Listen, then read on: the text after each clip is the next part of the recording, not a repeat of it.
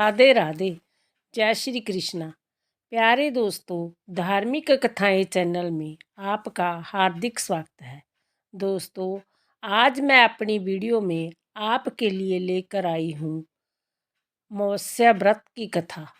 दोस्तों, पितरों को खुश करने के लिए और पितर दोष से राहत पाने के लिए सनातन धर्म में मत्स्य का दिन बहुत ही महत्वपूर्ण माना जाता है। यह दिन पूरी तरह से पितरों की पूजा के लिए समर्पित है। यह दिन गंगा नदी में पवित्र स्नान, पितर तर्पण, पितर पूजा, पिंडदान और ब्राह्मणों को भोजन आदि कराने के लिए अच्छा माना गया है। दोस्तों, यदि आपने YouTube चैनल धार्मिक कथाएं लाइक और सब्सक्राइब नहीं किया तो ज़रूर करें। बेल आइकन दबाना ना भूलें ताकि आने वाली सभी वीडियोज़ की जानकारी आपको सबसे पहले हो सके। वीडियो को पूरी सुनने के बाद कमेंट बॉक्स में राधे राधे लिखना ना भूलें। दोस्तों, मत्स्य तिथि के दिन घर के ईशान कोण में घी का दीप जलाएं। इस दिन गौओं को हरा चारा डालना चाहिए। इस दिन घर की सुख शांति बनाई रखने के लिए गाय की सेवा करें। माता लक्ष्मी की कृपा पाने के लिए सुबह पीपल के पेड़ में जल अर्पित करें।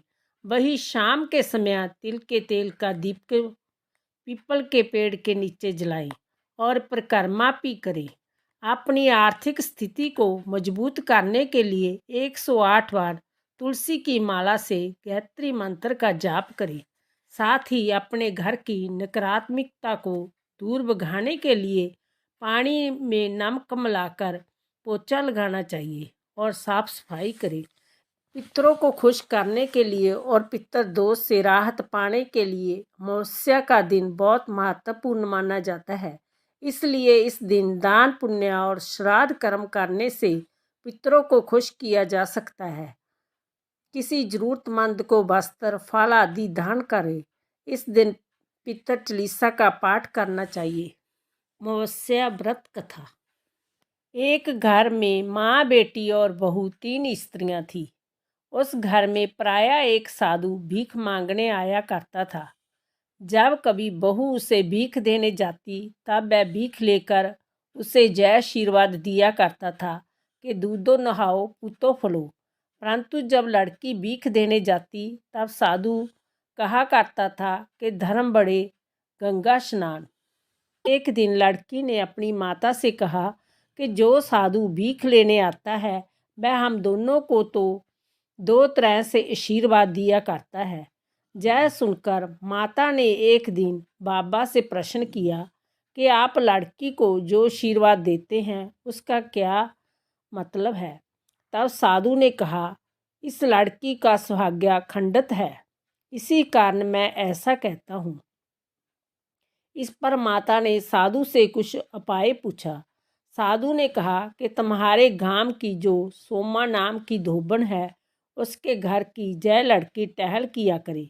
यदि और कुछ ना बन पड़े तो उसके गधे बंधते हैं।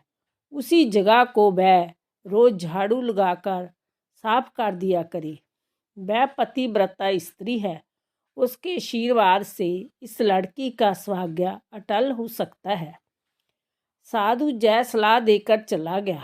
वह लड़की उसी के दूसरे दिन से सोमा धोबन के घर जाकर नित्या गधों की लीद उठाकर फेंक आती और स्थान साफ करके चली जाती। धोबी धोबन दोनों को आश्चर्य था कि हमारे गधों की थान कौन साफ कर जाता है। एक दिन वह रहस्य जानने के लिए धोबन छिप कर बैठ गई। ज्यों ही लड़की गधे की लीद फेंक चुकी और झाड़ू लेकर झाड़ने लगी तो ही धोबन ने इसका हाथ पकड़ लिया और उससे कहा कि तू भले घर की लड़की है, मेरी टहल करने क्यों आती हैं। तब लड़की ने साधु की कही हुई सब बातें उसे बताई। सोमा धोबन ने उसे आशीर्वाद देकर विदा किया। पुण्य उसके घर जाकर उसकी माता से कहा, जब इस लड़की की शादी हो तब फेरे पड़ने के समय मुझे बुला लेना।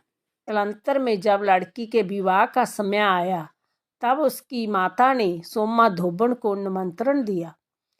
सोमा अपने घर से लड़की के घर जाते समय अपने परिवार के लोगों से कह गई कि मेरी गैर हाजिरी में यदि मेरा पति मर जाए तो जब तक मैं ना आऊँ उसकी दाह क्रिया ना करना। जिस समय सोमा ने लड़की की मांग में अपनी मांग का सिंदूर लगाया, उसी समय उसका पति मर गया। घर के लोगों ने विचारा कि यदि वह आ जाएगी तो दिक विलाप कलाप करेगी। संभव है कि पति के साथ सती होने को तैयार हो जाए, इसलिए यही उचित है कि उसके आने से पहले लाश को जला दिया जाए। इसी विचार से वह धोबी की लाश को रथी पर रख कर ले चले। इधर लोग धोबी के शव को लिए हुए शमशान की ओर जा रहे थे। उधर से सोमा घर को वापस आ रही थी। उसने पूछा कि यह क्या है और कहाँ लिए जा रहे हो? लोगों ने कहा कि तेरे पति को जलाने के लिए ले जा रहे हैं। पास ही एक पीपल का पेड़ था। धोबन ने अपने पति के शव को उसी जगह रखवा लिया।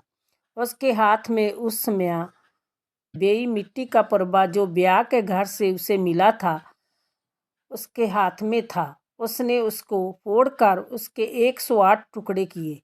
अपने पतिव्रत धर्म का ध्यान और शिव पार्वती का स्मरण करते हुए उसने पीपल के वृक्ष की 108 परिक्रमा की। उसके बाद अब उसने अपनी तर्जनी चीर कर अपना रक्त पति के शव पर छिड़क दिया। तब वह उठ बैठा। कहा जाता है कि इसी घटना के बाद विवाह में धोबन से सुहाग के लिए आने की प्रथा चली है। दोस्तों, इस तरह मत्स्य व्रत की कथा सुहाग्यवती स्त्रियों को खंड सुहाग्या की प्राप्ति होती है। इस कथा को सुनने से घर में सुख शांति और समृद्धि आती है और पितरों को शांति मिलती है। बोलो विष्णु भगवान की जय। बोलो शिवजी पार्वती जी की जय।